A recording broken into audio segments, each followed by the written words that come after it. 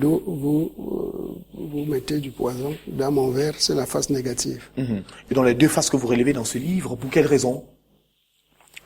Pour mettre à la lumière du jour le comportement de l'être humain, parce qu'il faut d'abord que l'être humain sache, qu'il connaisse ce qu'il est capable de faire, afin de trouver les solutions, qu'est-ce qu'il faudrait faire pour essayer d'endiguer ces comportements. En parcourant votre livre, d'entame, vous dites, si tout a une fin, seuls ceux qui auront fait usage de leur bon côté gagneront le prix mis en jeu. Et donc, il s'agit de quel prix, effectivement? Il s'agit du prix, il s'agit du repos. Vous comprenez toujours, on dit à la fin de la vie que ton âme repose en paix. Alors, ça veut dire que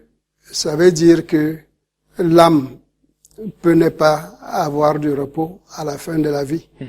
Or, ce prix donc, ça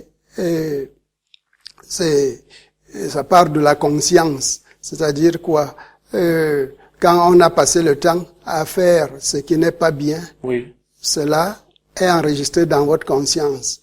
À la fin de la vie, c'est ça qui vous est reprojeté en face, et c'est cela qui commence à vous faire souffrir en attendant ce qu'on ne sait pas.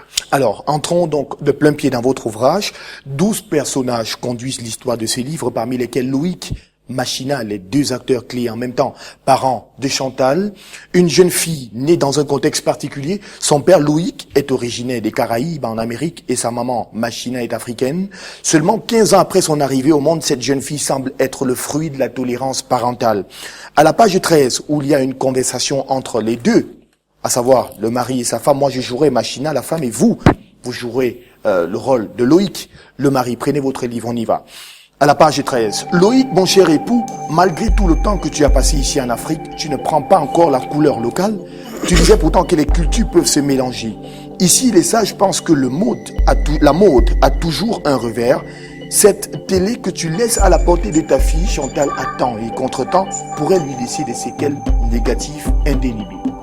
Ça lui laissera aussi des séquelles positives indélébiles. Par expérience, l'enfant retient plus vite le mal que le bien. À qui la faute? À tous ceux qui font l'apologie du crime, violence, mensonge, rap, braquage, vol, impudicité.